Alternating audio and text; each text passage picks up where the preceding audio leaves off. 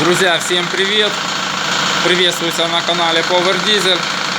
Сегодня у нас на обзоре автомобиль BMW X3 с 2-литровым турбодизелем.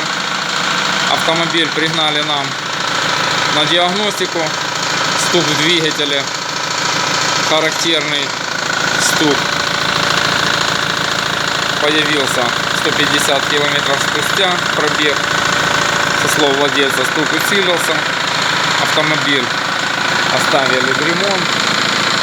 Будем вскрывать двигатель, смотреть, что там стучит. Ну и, конечно же, ремонтировать.